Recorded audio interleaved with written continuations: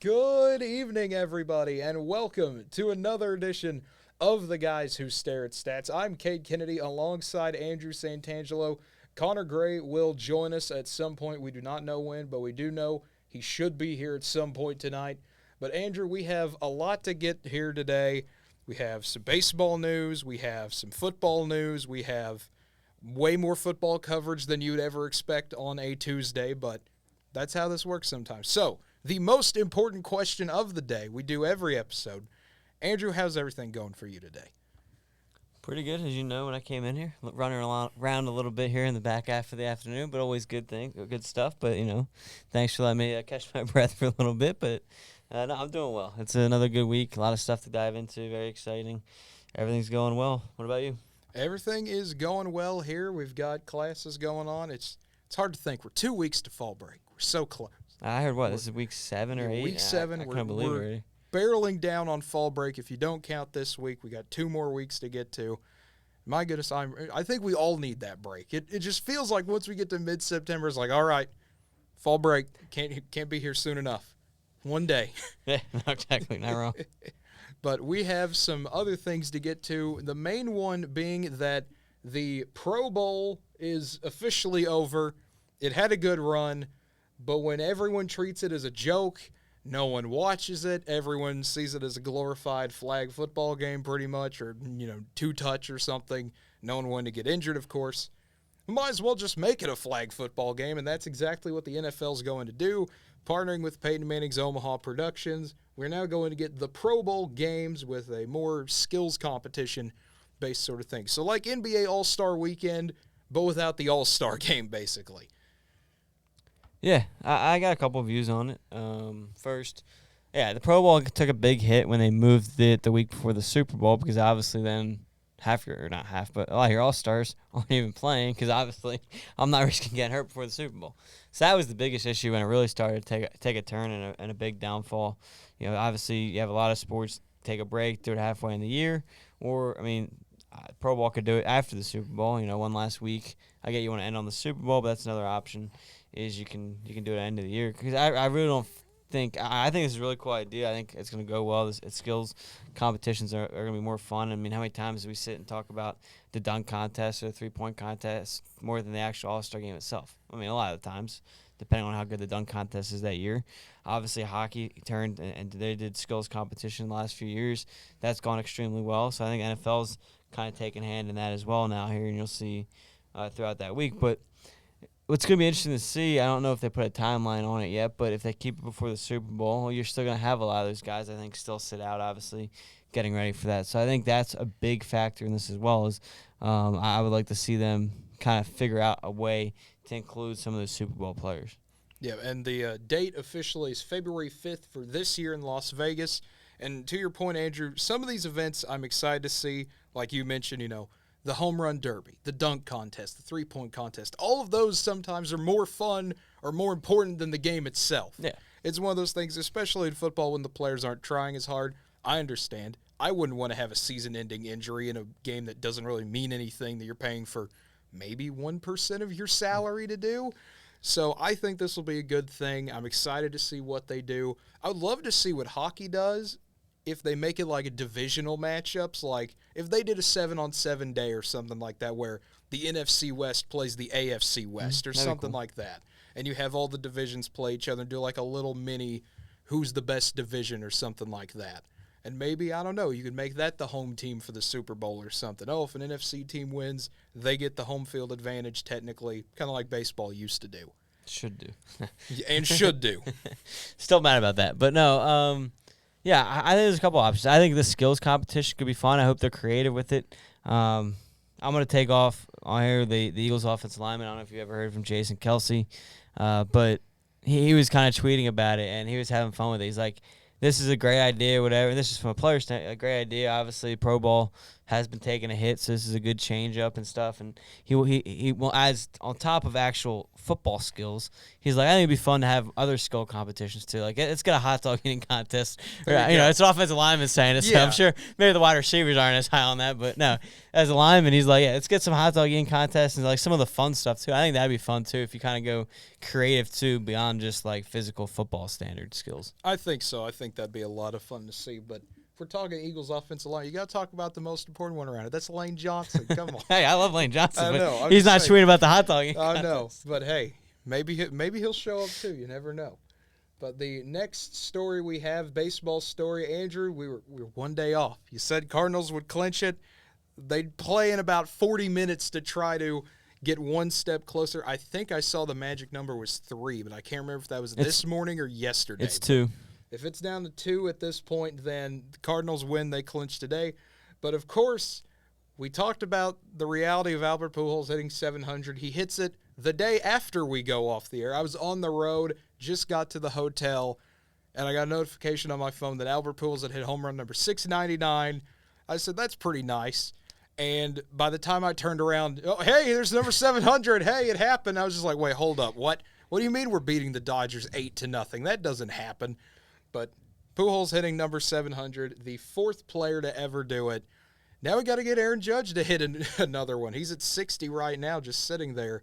We got to see if he gets his number 61. So record year in baseball with a whole lot of big achievements going on. Yeah, it's great to see. And here's the thing: is they're likable players too. Obviously, Albert Pujols, a long-time great, 700, great number. Like you, I think I was out. Well, he did it Friday night, right? Yeah. So I was at the volleyball match, is where I was, and I got I think that first notification came in a little late because I get the notification as well. I'm like, okay, maybe I'll be able to go home, maybe see the end of the game, maybe hit a shot, and then all of a sudden, it's like felt like 5 minutes later you get the message he hit 700. I'm like, how did you do it so quick?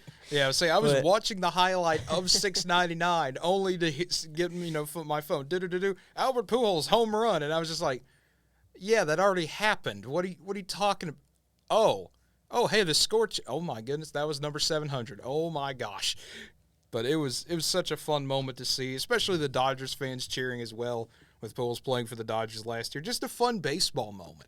Doesn't even have to be, my team versus your team. Everyone's celebrating it. Even division rivals are celebrating. It's just a fun part of the game. Yeah, no, without question. And same thing with Judge here. Hopefully another good, likable guy. Obviously, he's been big with the game since coming up. He obviously had some injury history, but this year really having an MVP level year. Pretty much leads the AL in every single hitting statistic that he can. And I'll tell you what, though, he's starting to slow down a little bit, and I definitely think he'll still tie it. But my question is, at what point, and obviously he's good enough to hit 2 in one game, but at what point are we sitting here like, you know what, he actually might, because when he hit 60, I was like, okay, he's got it locked. He's going to at least get 60. He needs 2 more in 18, 19 games or whatever it was. Now we're sitting here 9 games later. I think they got 9 or 10 left. I forget what the Yankees have, but he hasn't got. So now it's like, okay, at what point are we sitting here like, okay, he's going to definitely tie it, but maybe he won't break it at this point. My dream would be if there's another series with the Red Sox, that the Red Sox do the ultimate petty thing and intentionally walk him every time. That would be the most petty thing I could think of in a sport, and I would enjoy it. But at the same time, I think everyone wants to see Judge hit it. I saw during college football, people kept breaking into coverage during games to show Aaron Judge at bats and all that, which, I mean, was kind of annoying when it's a fourth quarter and it's a competitive game and someone scores and it's like, oh, I'm glad I only got to see that at half the screen normality. Mm-hmm. But I understand the importance of it, too. But I just find it a little interesting tidbit that happened. But moving on to college football, the AP Top 25 came out Sunday, and after the wild weekend, I guess is the best way to put it, we had another crazy weekend. When do we not have a crazy weekend in college football or the NFL? But Georgia staying on top as the number 1 team in the country. No surprise there. They take care of business against Kent State 39-22. Looked a little shaky at times, but Kent State is not as bad as people thought they would be. When you play 3 top 15 teams, essentially, you're going to be battle-tested. So good for the Golden Flashes there. Alabama at number 2. Ohio State is number 3, both getting big dismantling wins over their opponents. Michigan survives Maryland. They're number 4. Clemson, big double OT win at Wake. They're number 5. USC, Kentucky, Tennessee at 6, 7, and 8. OSU staying put at number 9. NC State 10. Penn State up to 11. And then Utah, Oregon, Ole Miss, Washington rounding out the top 15. Moving down to 16, it's Baylor, followed by Texas A&M, making the biggest jump of the entire poll, up to 17. OU, the big drop, all the way down to 18. BYU, 19. Arkansas, another huge drop to 20. And then Minnesota coming in. They were unranked. Now they're here. Wake at 22. Florida State is back in at 23. First time since 2018 the Noles are in the poll. Pitt at 24. And K-State joins the party at number 25, leaving Kansas out. Kansas is the first team out. Not basketball still. They're 4-0, which is just weird to think about. But, hey, it's good to see. Yeah, no, a couple things here. Again, obviously, it's we always dive in here. And, yeah, Kansas, I don't know. I thought they might get in, but the problem is Kansas State had a big win, obviously. So they're not going to – I think that's obviously why got K-State in there. I think, obviously, with them being the first team out, that was Kansas' spot if Oklahoma took care of business.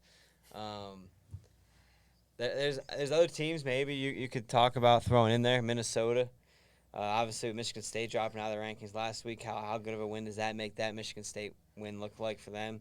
It was a blowout. So, I mean, there's a couple teams you could probably throw Kansas in there instead. However, I mean, hey, it is what it is there at that point. My surprises, Arkansas dropping 10 spots to A&M in a close loss. I don't get that, dropping 10 spots. I mean, maybe you can tell me. I think the reason is more, this is not about Texas A&M. This is about Texas A&M and Missouri State the last week. You looked bad against an FCS team. Then you come out, have a 14-0 lead, slowly evaporates away, and then you miss like a 40-yard field goal to win the game in the most painful way possible. It doinks off the top of the goalpost, or the top of the upright. And, I mean, it was just a painful way to lose. And I guess that whole Texas A&M, after the App State game, no one really trusted them. They barely moved up when they beat Miami. Miami lost again to Middle Tennessee State.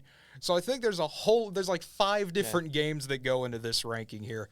Do I like it, though? No. I think Arkansas is a top 15 team. You could put them at 20 after they lose to Bama this week, but they might be out by this point if they lose to Bama.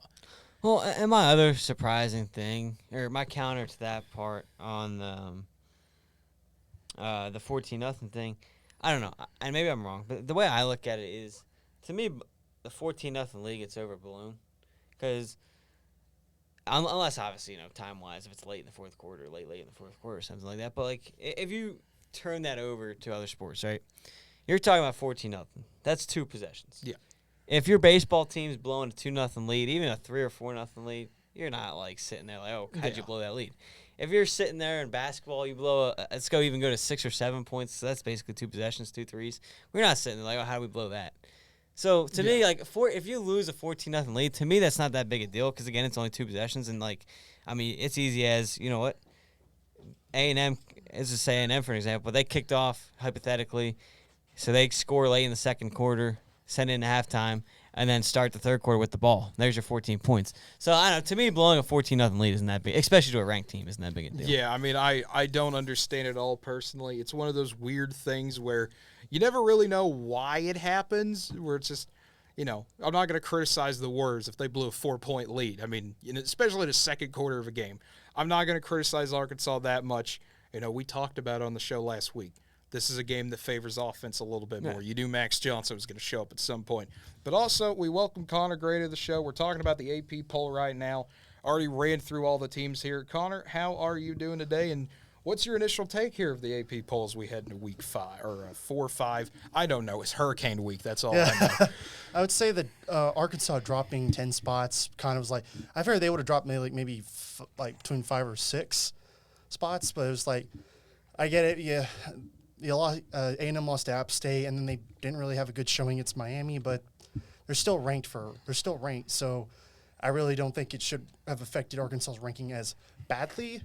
But say OU dropping 12, I would probably have only had them maybe drop 8 spots because I still think K-State was a lot better than what people thought. They just look at Tulane and be like, oh, K-State's not that good. It's like, no, they're good when they actually execute and do what they. We were all saying it that K-State's a stinky good team. They've always been a stinky good team. So I say overall that's probably been my out of nowhere. And obviously, personally, I probably would have had Kansas over K-State make the top 25, but K-State beat 6th ranked Oklahoma, so they get the spot over Kansas.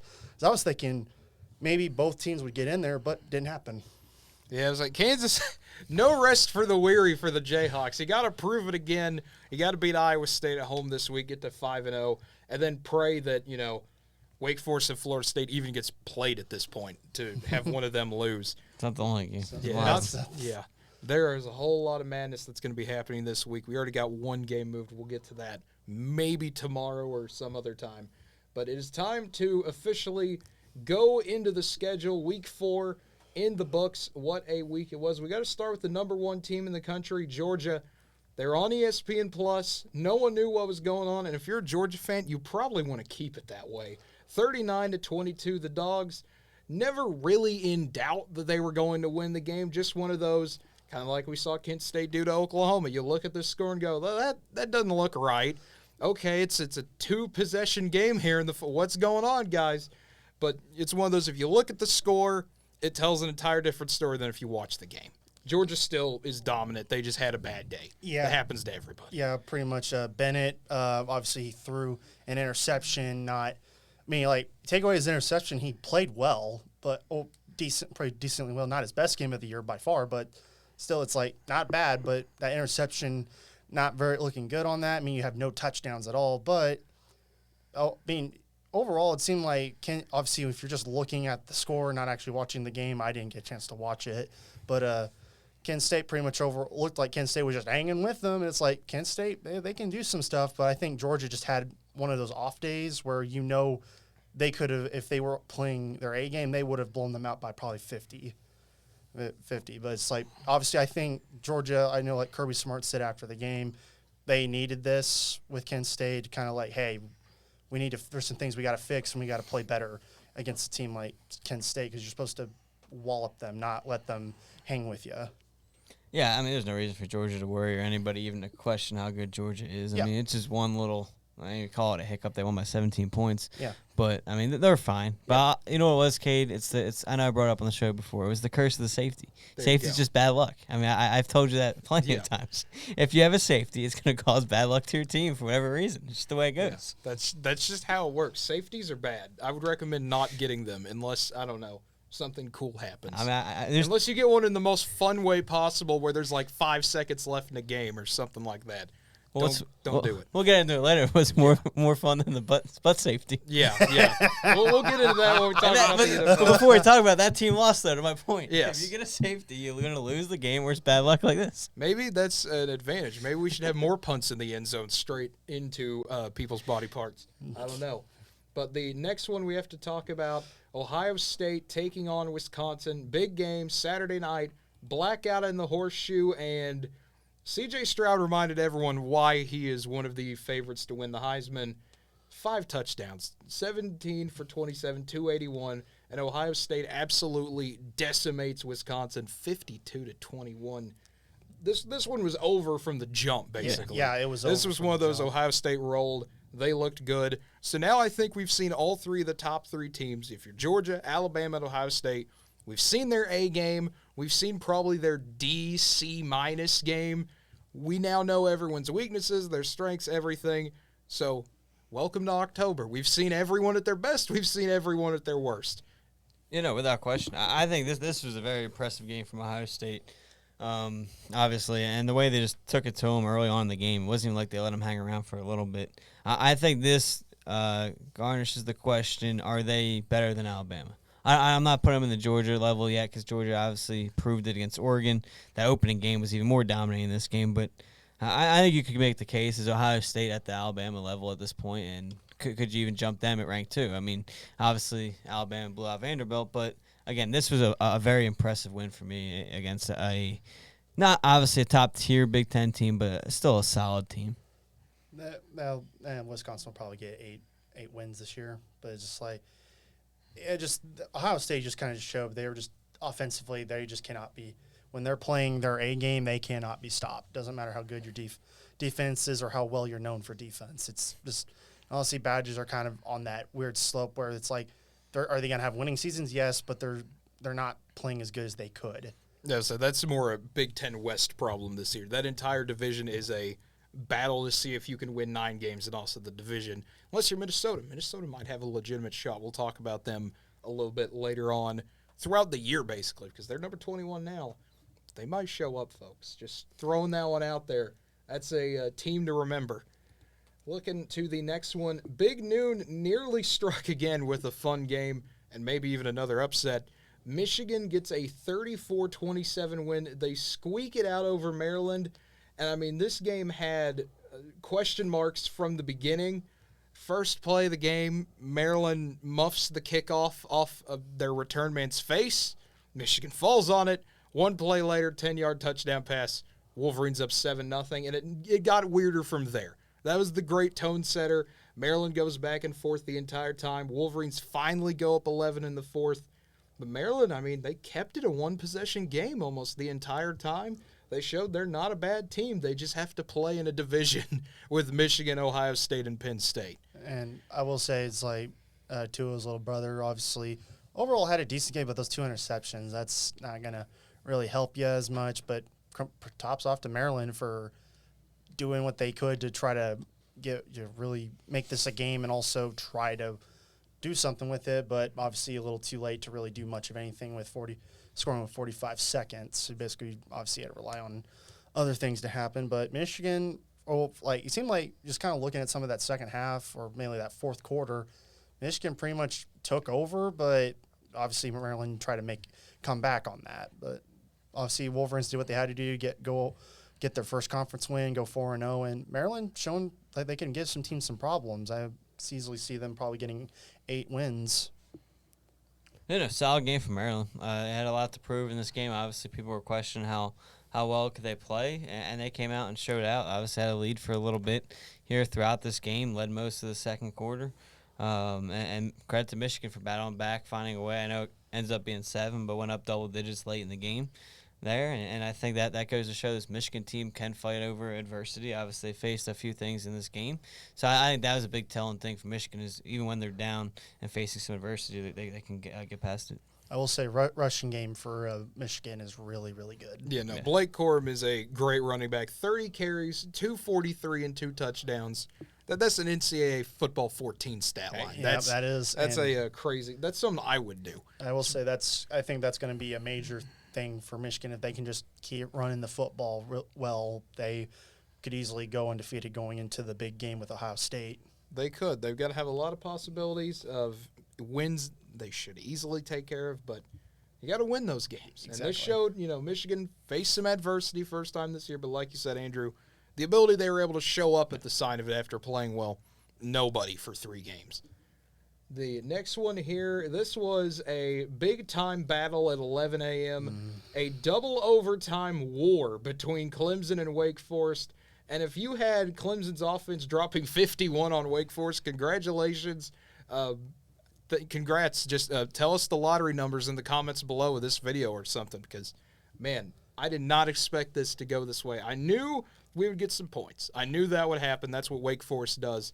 I did not expect full-on shootout in the ACC. I thought Clemson would handle this a little bit better, but credit to everybody on offense. Everyone stood up, did their part. Just a back-and-forth game the entire time, but when push comes to shove, Clemson's defense gets the stop they need. I mean, you love scoring. This was the game for you, and I certainly watched almost all of that second half, and I was just amazed how well Wake Forest was able just to handle that Clemson defense. They made that Clemson defense look like they didn't know how to play defense. I mean, the only way they were even try to get stops was they had to constantly keep grabbing receivers on that. Wake Forest had this game in their hands, but they're really showed that their defense is really lacking in a lot of places, and DJ played a really good game. I was doubting his ability a lot of the time, and this game he showed that, hey, I can play just as well as the guys who came before me. He's finally getting that little thing off of that, he's just not that great. He's amazing. And Hartman, obviously, surprisingly only threw the ball less than 30 times. I was thinking he was going to 29. I was thinking he was going to have to throw it for 40 plus, which he did, but a lot of that stuff either got called back or penalties on Clemson. So it was just obviously great game by Hartman. He throw 337. So it's like, great job. I really wish Wake Forest could run the ball a lot better. Otherwise, that would help out a lot of things. But to keep doing that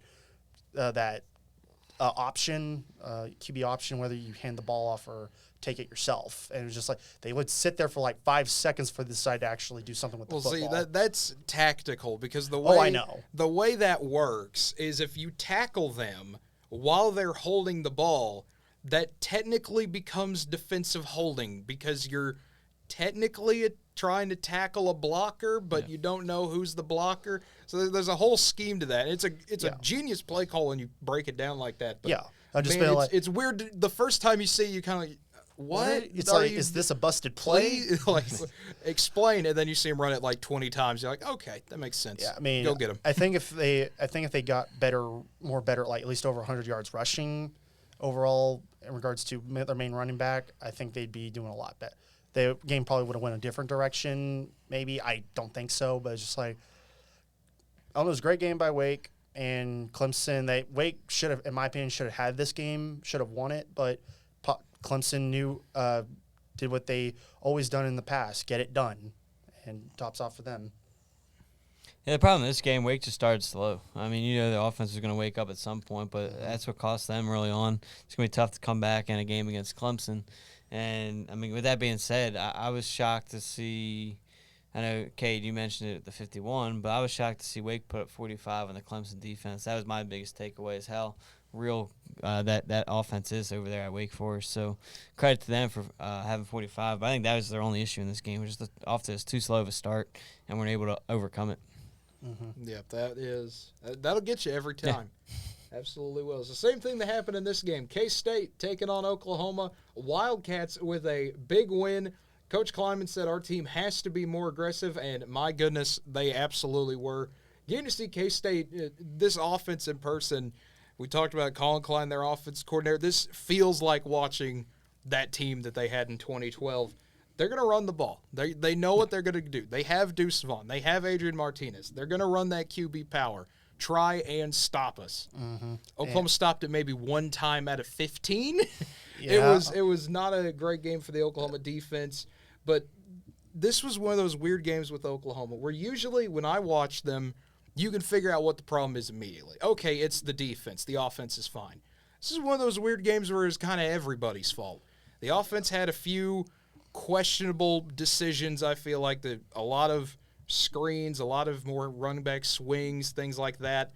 You don't need to be running those when it's 2nd and 10. I don't think throwing to Eric Gray for a 2-yard gain is going to help you there. Yeah. That's more on Jeff Lebby than anything else. Dylan Gabriel had like 2 or 3 bad passes. He had like about 5. He had like 5 or 6 that if he hits his target, OU wins this game. He had a couple of open shots where it should have been touchdowns, and he overthrew his guys by 15, or he threw a little too high. I mean, that's been the thing with Dylan Gabriel. But at the end of the day, when you go 26 for 39, 334 TDs, and you don't win the game, it comes down to the defense has got to figure this thing out. The big play, of course, is the 3rd and 16. Martinez converts. And, I mean, you want to talk about soul-crushing. Seeing 85,000 people go from rowdy to in 1 second, that's the play. K-State looks like everyone thinks they're supposed to. You beat OU 3 of the last 4 years. You had that Tulane loss, and I mean, they do this every time. This is what they do. They overlook. I don't know if that's the actual problem, but they always play that one bad game. They got to get their superpowers going. And, boy, they played great. I mean, there's nothing else I could say. They had a game plan. They executed it. OU had a game plan. I don't know what it was, but they technically had one. I think the game plan was because of how Martinez was not playing up to how he could. They were looking at, well, just stop Deuce Vaughn. That's it. But if you do that, you don't run a 3-man front the entire I'm saying, well, the thing is that they were initially stopping Deuce Vaughn. And that's where Martinez just went up. And then also Martinez was actually throwing good pass. Like, he was throwing like I thought he could throw. He threw really well. I mean, 243 yards passing. So it's like the man clearly knew what he was. It's like clearly OU was not prepared for Martinez. They were prepared mainly to stop Deuce Vaughn, and they showed throughout over half the game that they could stop Vaughn as long as they could get guys in there. But obviously, there were many times they could not stop Vaughn. And one thing that really confused me is that when Martinez is the bigger problem, why do you on 3-16? I understand you don't want to risk a pass, but it's like you got to send more than just 5 guys. You got to send 6 or 7 on him. Well, see, that's the problem. I saw people breaking down the play. 2 of those guys are not supposed to run up there. They're supposed to be spies on Martinez. They, for some reason, they misread the play as, we need to go block offensive line. And then Martinez sees, everyone's at the line. I'll just run straight. No one's stopping me. Because the 7 guys that 6 guys that drop back, they're not even looking where Martinez is. By the time they turn around, he's already almost for the first down, and then he gets a lot more because everyone's spread out. But that's the silver lining I have for Oklahoma at the end of the day. I will say you had all these mistakes, you still only lost by 7. I will say another thing is Eric Gray. You need to give him he should have been given the ball. Eric Gray had a good game. He should have been given the ball a lot more. Go ahead. I think to your point, Cade, is they didn't. I think they tried to. I mean, they definitely did try to stop Martinez, like you said, Cade, having 3 back most of the game. But that was the problem throughout, though, and letting him run the majority of the game too was. I don't know. They didn't have a quarterback spy on him throughout the whole game. Like I know they were supposed to on that 3rd and 16, but I felt like that hurt him a lot, multiple different times.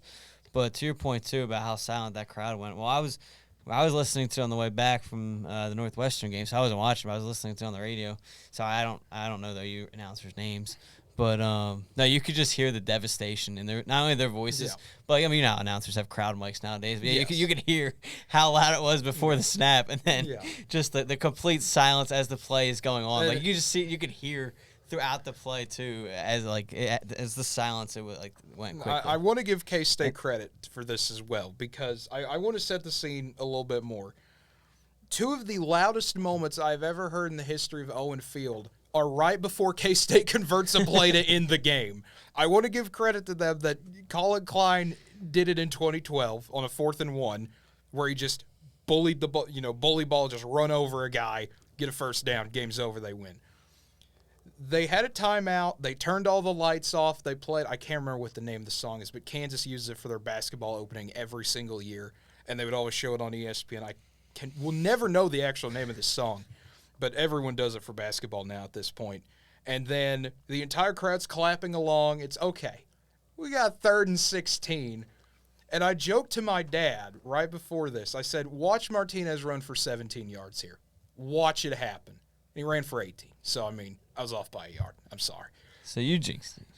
I didn't jinx it. I knew what was going to happen. He predicted I've it. watched enough OU football to know when we're about to get beat, and this just had that feel. No, I was about to apologize for last week for jinxing it since I said that it was going to be the opposite. They go up 14-0 and control the game from there. But no, so I was going to pop. But it sounds like you took over the jinx for me. Listen, so I'm going to take back my apologies, OU fans. Here's my thing when it comes to Oklahoma. Most OU fans, when I talk to them, we know when we're going to lose. Like, when we get down like that, and you can just like, we're getting just completely out physical. This thing's done. This is over. And then we got back 14-14. I thought, okay, this is the difference we talked about. We did this in Lincoln last week, obviously against a much worse Nebraska team, but that same type of thing. And then you kick it right to Malik Knowles, and he runs 60 yards downfield. Coverage goes the complete opposite way of him. And there goes all the momentum again. K-State goes right back into their type of ball game. And, credit to them. You have to take advantage of that. They absolutely did. OU made mistakes. K-State didn't. That's how they beat you. That's how they'll always beat you. And pretty much, I think one thing OU will need to especially fix on their line is that they were getting bullied seemed like half the time by K-State. They were able to – that's why Martinez and Deuce were able to run so well through the middle part of the game. But obviously, OU still, despite all the mistakes, still only lost by 7. So it's like you played your worst game of the year to a K-State team that was more prepared for you than you thought, and obviously you got to rebound for next week. Yeah, you got to rebound against TCU.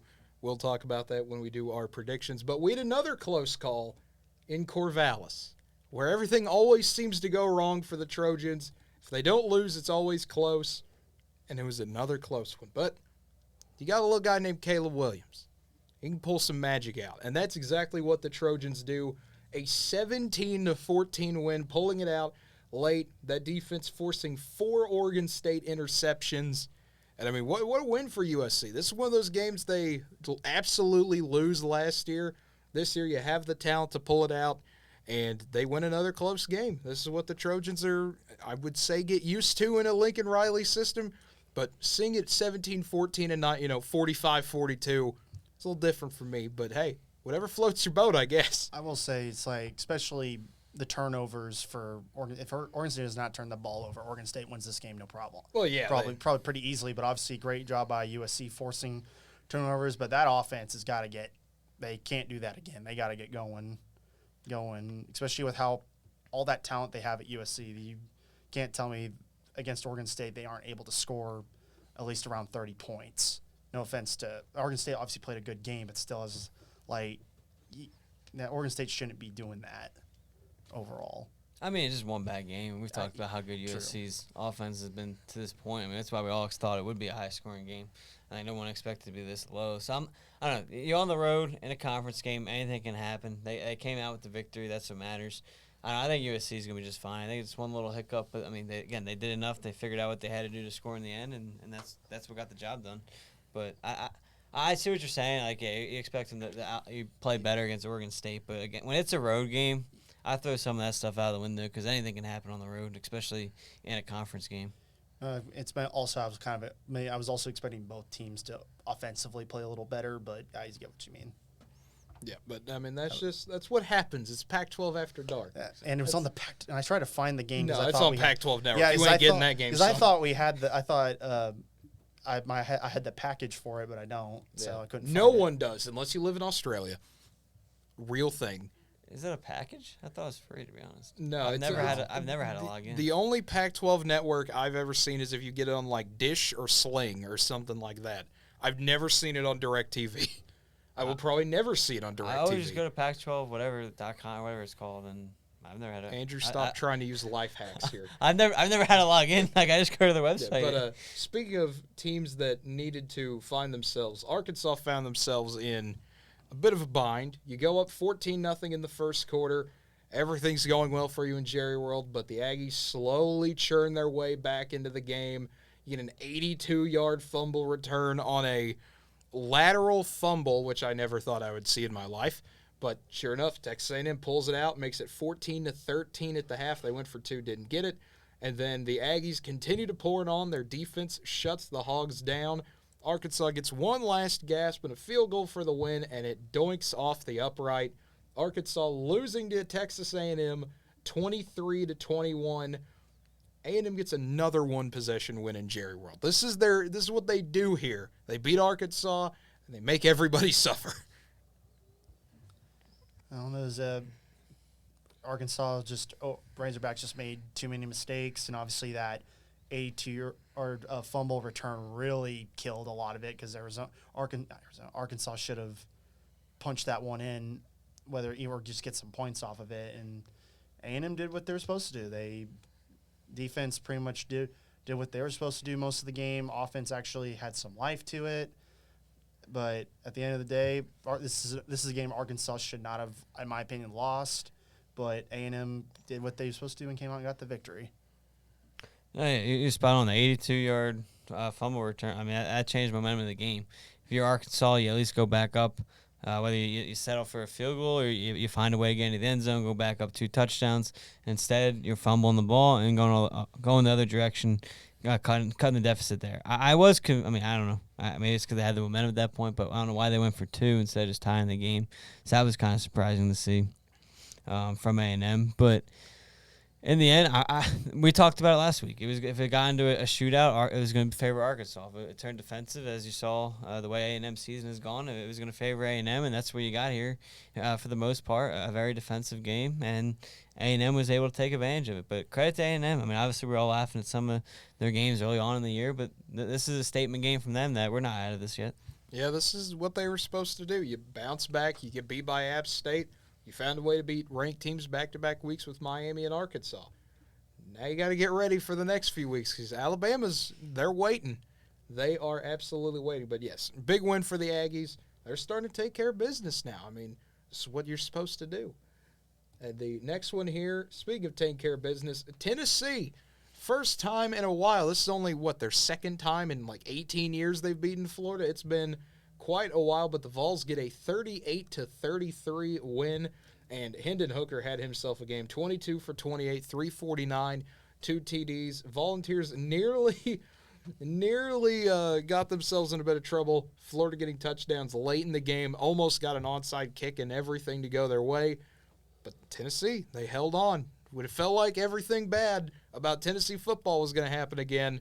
They found a way to hold on, and the Josh Heupel experience is going well out there in Knoxville.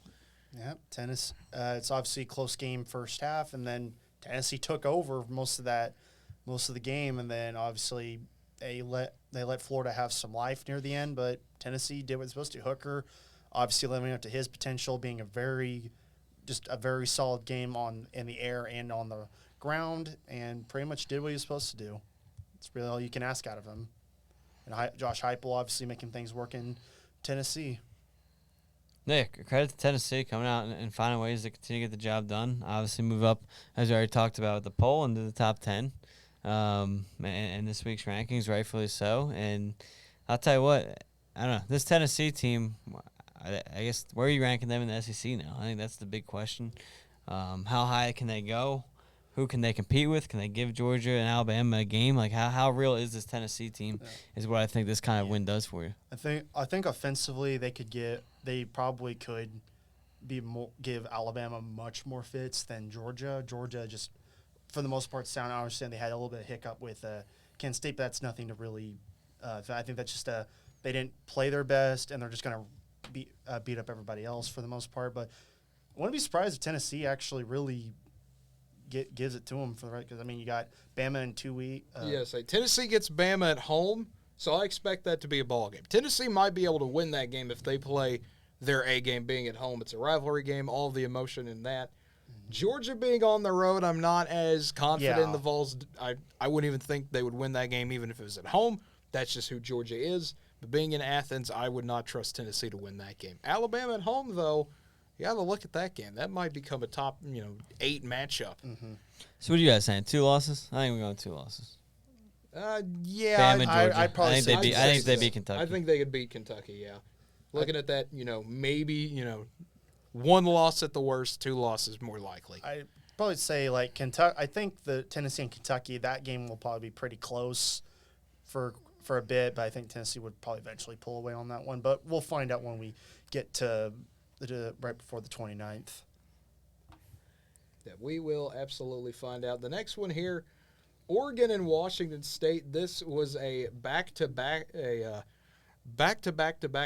terms of scoring. There was a lot of just quick boom, boom, boom, boom type of things happening in this one. This was a minute 21. It's 37-34. 1 second left. It's 44-41. This was a crazy game the entire time. Wazoo looked great early on, but Oregon came back. Bo Nix made big plays, and the Ducks did exactly what you're supposed to do if you're going to get a win in the Palouse. I think Bo Nix is now finally starting to find his groove and play up to his potential for the most part. I mean, those scores late in the fourth really showed that, hey, he's here. He's pretty darn good. Obviously, nothing to shine on Washington State. Washington State had their shot to win the game, but obviously that pick 6 right at the end really messed it up for them. Otherwise, Washington State probably maybe wins that game. But good job for Oregon. Yeah, this is what I thought the USC-Oregon State game was going to be. This was going to be the shootout kind of type game we get from that style of game. But, no, I mean, Oregon battled. Again, anything can happen on the road. I mean, that's what it comes down to. I think everyone expected them to win a little bit, with a little bit more ease, not as close, obviously, playing from behind for a while. But, again, I think that shows the road kind of atmosphere can get to you. But credit to Oregon. They needed this win, obviously, when they got blown out from Georgia. They got a lot to kind of bounce back from it and make up to get people's belief back. And a big come-from-behind win like that, getting over that adversity spot there in the fourth quarter, it just goes a long way. I don't care who you're playing. Yeah, so Oregon getting 29 in the fourth quarter, just a giant day for them. I mean, really, just that quarter, they could have almost won the game. That's how crazy that is. But, hey, if you're Oregon, that's a huge win. You got to keep going on. Because remember, in the Pac-12 this year, there's no division, so you got to finish with the top 2.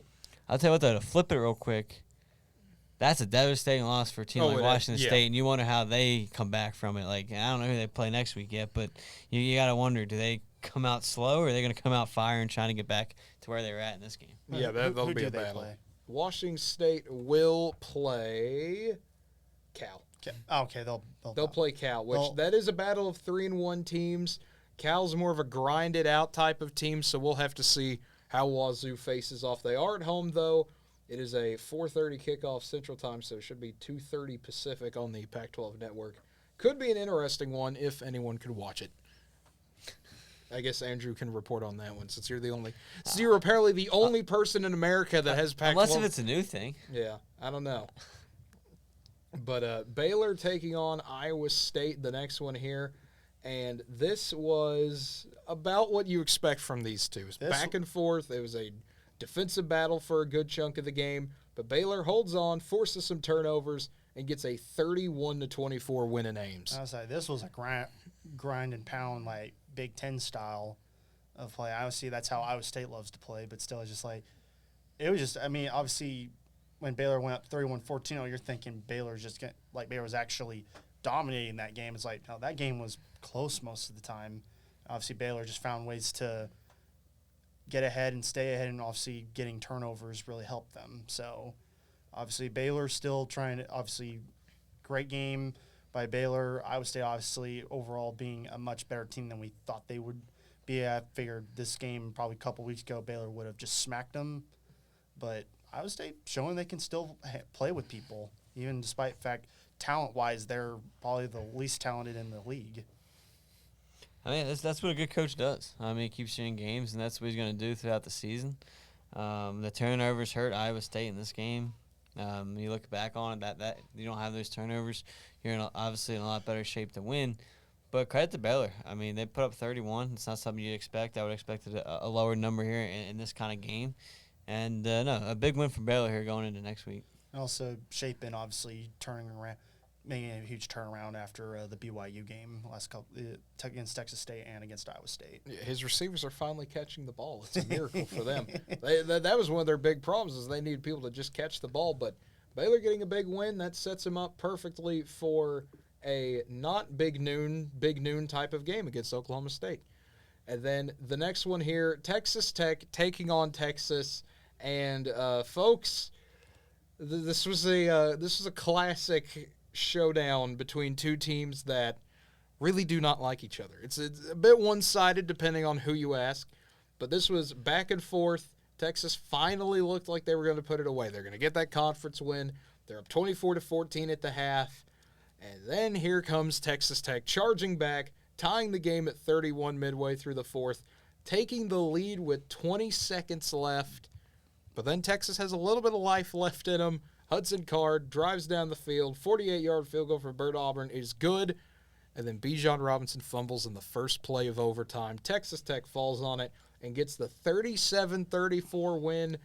Just what a game for Texas Tech, able to get that big win there, controlled the time of possession, forced some turnovers. This is everything you wanted to see for Texas Tech. And then, of course, the big court storming, which led to the controversy of Texas Tech fan shoves a Texas player who then fell into another Texas Tech fan. So you had both sides accusing each other of, well, I can't believe your people would do that. How dare you? You know, this is offensive. And it was just like, okay, whatever, guys. Okay, first hearing that a Tech fan shoved a Texas player, which resulted in that, yeah, that's Tech's really at fault for that. But I don't, the fine shouldn't have been as big as it was, but you probably could still fine them. But it's like, obviously, a lot of people are just – the one thing that really made no sense is that obviously no one was really explaining what happened. So people were just like saying, I can't believe they're fining people for just storming the field. I'm like, that's not why they fine. Like, there's more to that than just storming the field. You have to have done something to cause a fine. No. Every time it's by rule. Fans are not allowed to storm the field. Fans just do it. So every time fans storm the field, that school is fined. How much money? I mean, it's not always disclosed. Yeah, it depends on conference. Because I know the SEC, but no, it is by rule. Like every time Oklahoma State pulled off whatever upset in basketball and fans stormed the court, that cost the school money every single time. That's stupid. I mean, it's for safety.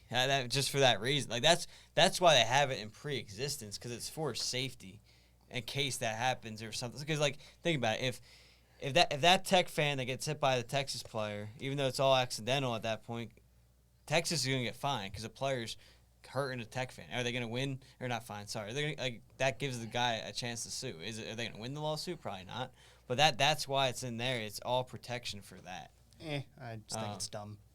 I mean, again, it's for safety. I understand it's safety, but it's like usually fans are usually pretty good about not letting that happen. I don't know. It depends on the type of game, too. Like, if this is a rivalry game or something like that, like, I can only imagine the big one for me I go back to is the Kansas State game in Manhattan in basketball, where the K-State fans pretty much nearly blocked Kansas's exit out of the court, and they're trapped down there, and people start celebrating and getting kind of uncomfortably close to them.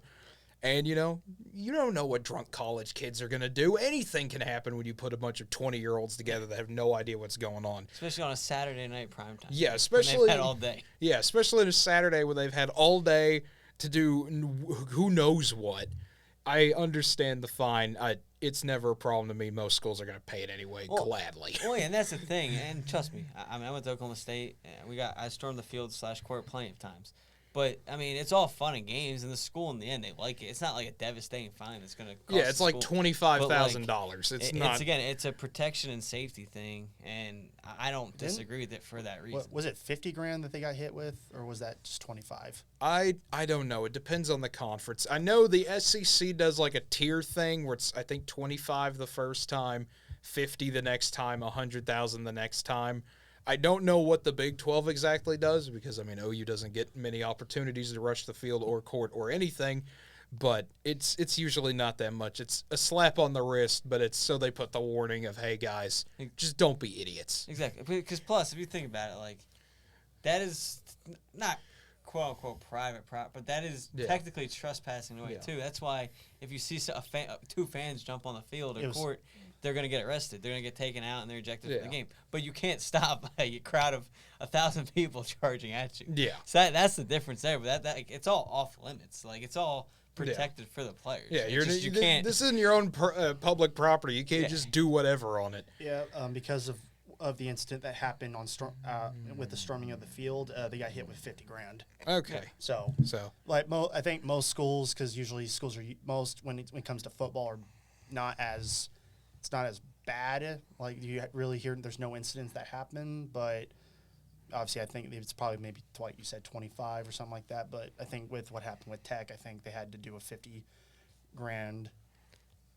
Yeah. So. You know what the sad part is, putting that into perspective? And I don't know what it costs at Tech, but like for some schools, that's like one, maybe two people's tuition.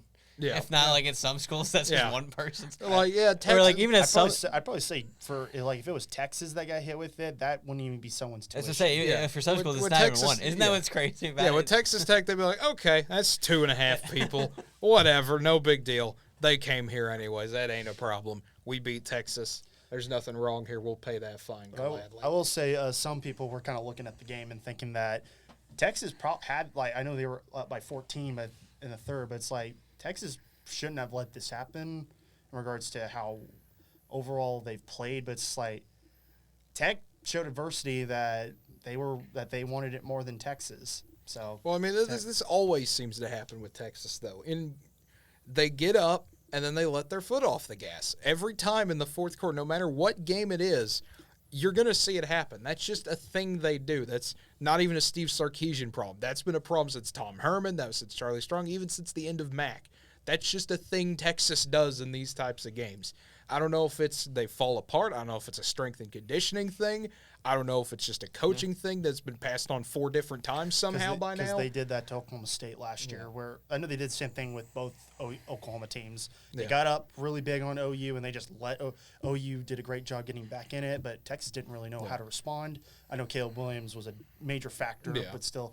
Then Oklahoma State got down early, but the defense woke up in the second half and actually slowed Bijan Robinson down. I mean, the man didn't even get probably like 50 yards in the second half. I mean, he only got 1 yard in the fourth. Yeah, but that's what Texas is. They'd switch it. I mean, I'm at a loss for words. Like, I honestly am. I don't know how you keep doing this for 12 straight years at this point, but they just keep finding a way. They've got West Virginia next week. That's a team you should absolutely beat no matter who you trot out there at quarterback. If it's Card again, which I think it would more than likely be, you do not lose to West Virginia. I understand West Virginia is 2-2. You could say they're 2 plays away from 4-0. That is not a game you lose if you're Texas. No, I think West Virginia might win that game. I mean, that's what I mean. That's a game you should not lose. Will they? Possibly. I don't know if I agree with that. The backup quarterback. I think that makes a big difference. When you're at home like that, though, to me, when it's a home night game against a team that you know how to beat, my whole thing is that it comes down to Texas, how well they play on defense, because that, in my opinion, has been their weakest link for years. Yeah. The offense has always had all kinds of firepower, regardless of who's been the quarterback or in the skill positions. They have talent on that offense. They can score. Like they can, obviously have average around at least 30 points for most of the season. Yeah. Besides the obviously game against Alabama, but it's one of these things is where it's like even Card, who's not really that great versus Quinn Ewers, still is able to play well overall. Yeah. But this is where it's like that defense just gives up too many points, and that's what's going to kill them, especially JT Daniels and West Virginia are coming off a huge victory over Virginia Tech after suffering some heartbreaking losses and getting blown out by Kansas. So it's like they're obviously going to be more hungry to get one on Texas, and that's just something Texas has got to have. They got to fix that defense, otherwise they're probably not going to beat West Virginia because West Virginia can sling it. It's just obviously West Virginia's defense isn't that great. Yeah, so that's the problem, though, is West Virginia's defense isn't elite by any means either. You have the better skill players, I would think. One, Bijan Robinson, who doesn't want that at running back? Xavier Worthy, who doesn't want that at wide receiver? You have the guys. If you don't beat West Virginia, oh boy, it's going to become Fire Sark territory pretty early in the season still. Obviously, it's going to be a division between fans. Like, well, he doesn't have Quinn Ewers. I'm like, even then, they should have won against Tech. Yeah. Tech, they could have beaten Alabama, but didn't do it. So, many ways, they could have been undefeated right now and win their first conference game, but obviously, that's not the case. And if they lose another game, they're probably not going to make the championship game unless they run the table after this game. Yeah, it's going to be a whole interesting situation there. But that brings us to another team having the same kind of problem. Miami gets not just beat, but pretty much embarrassed by Middle Tennessee State. The Blue Raiders, 45-31 over Miami. I mean, Tyler Van Dyke gets pulled in this game for Garcia. Let me get the name here just again. Yeah, Jake Garcia. Could not actually remember his name because I never had audio with this game when I watched it. Oh, it was trying to watch it in a stadium where I have no idea what's going on except actually looking at the screen. Miami had, so many mistakes in this game. You're down 24-3 in the second quarter, and Miami just looks like they continue to regress. I mean, even Mario Cristobal said it. They just got flat out dominated by Middle Tennessee State. Mm-hmm. That's all there is to say about this one. Mm-hmm. Yeah, and that's kind of what I was talking about Washington State. This was almost a little bit of a hangover game. Obviously, a tough week before against, I believe it was A&M, right? The week before. So, come off that tough loss there, and I think that it just kind of got to you see it from time to time from teams. And again, once you start off that slow, you let teams hang around, gain confidence throughout the game. It's tough and it becomes a battle, and they weren't able to do enough to obviously overcome it. And again, I think it goes back to the week before, and it was just one of those you got beat up against A&M just physically and stuff, and I think it's just a little bit of a hangover here for Miami. And I was talking to my dad. He was actually down in Perkins for the last weekend, but he called me and we talked for a tiny bit about this game. He basically told me the interesting stat that I didn't realize. Middle Tennessee only got like one first down and put up 24-31 points. Yeah. They did not register a single first down for most of the game, and then proceeded to only hit and get that many points. Miami's defense got burnt. They gave up 3-4 big plays. Yeah, like you look at the scoring drive here in the first quarter. Middle Tennessee on their 3 scoring drives had a total of 77 yards, a 28-yard field goal and a 2-yard drive, 15-yard pick six, and a 71-yard touchdown pass to cap a 75-yard drive. They didn't have to do a lot. When you force 3 turnovers, you're good. I mean, the big play of the game, I think, was getting the goal line stand, stopping Miami on 4th and goal. Then you run a 98-yard touchdown pass to go up 38-17. Even though Miami ran the kickoff back the very next play, I didn't feel like it meant anything. Like, that was game, set, match right there. Mm-hmm. You go up 21 the fourth quarter, you could just see the look from the fans, the energy in the, not even third full crowd. The players are just dejected. You're at rock bottom right now if you're at Miami. And this is everything you did not want to happen under Mario Cristobal is happening. Miami still looks like same old Miami. I get it's year one. You're trying to build it up. But this is somehow feels like even more of a low than they've ever been at. It's like, and for me, it was like, I'm not sure how different it would have been with Miami's previous coach. I didn't think they should have gotten rid of him, but they did anyways. And obviously Miami seemed like, hopes are high this season. And I was like, I didn't think Miami would be where they're at, basically be rock bottom with how they've played. I mean, conference-wise, you're 2-1, not bad, but you lost a regular conference game, then you lost to Middle Tennessee, of all teams. Yeah. You can't do that. And granted, Middle Tennessee is not a bad, group of 5 team by any means. They're 3-1. Their only loss is to James Madison, who's a pretty good team. But still, if you're Miami, you have the mindset of Miami here, where you're trying to get back, you just lost a big game to Texas A&M that you were in. You had some questionable red zone field goal decisions, but oh well, you can adapt from that. This is a game you're supposed to win. I mean, you look at it here, you're a 25-point favorite. This is a game that, okay, if you only win by 14, that's a little bit concerning, but this is just, I don't even know where to start with Miami here. I really don't. There's just a lot of problems.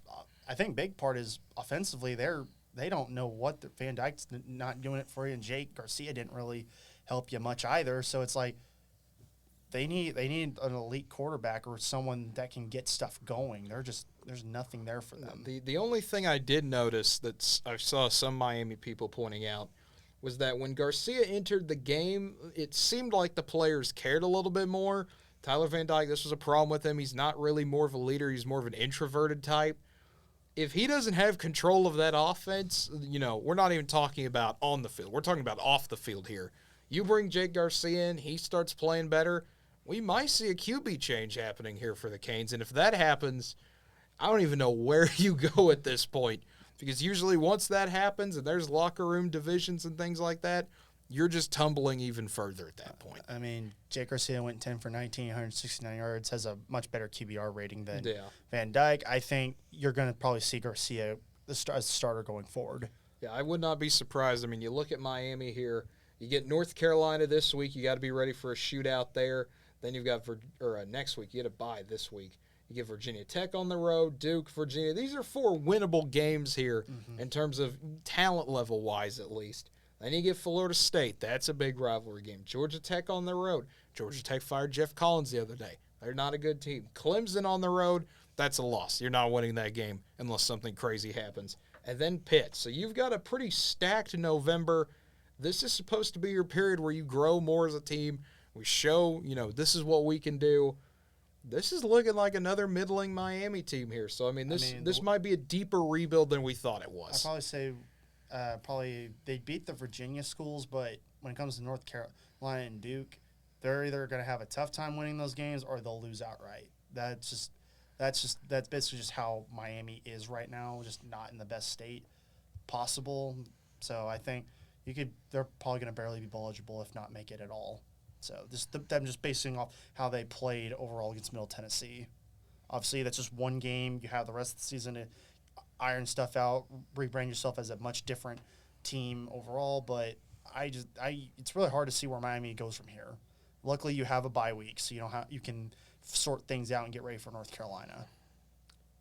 I don't know. I think they had one bad week against Middle Tennessee. You lose by one possession to A&M. It's not that bad of a loss down there in Texas A&M.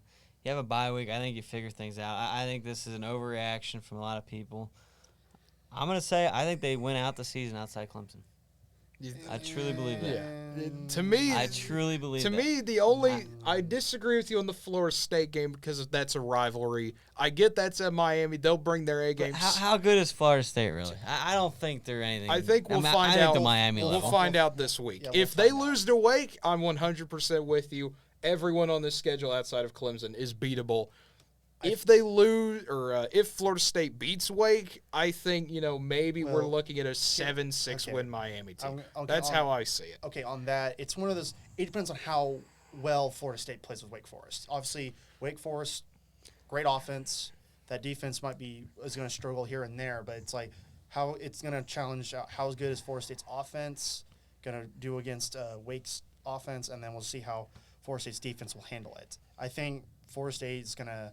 I don't know if they'll win the game because we're not there yet. But it's just one of those things that it's just Florida State just needs to play someone, and if they play a close game and still lose to Wake, I think Florida State can have a good season overall. Well, and still yeah, beat Miami. where Florida State's at, And 7-5 or 8-4 is a good and season. still beat Miami. I think Miami is in a much worse state than Florida State will be.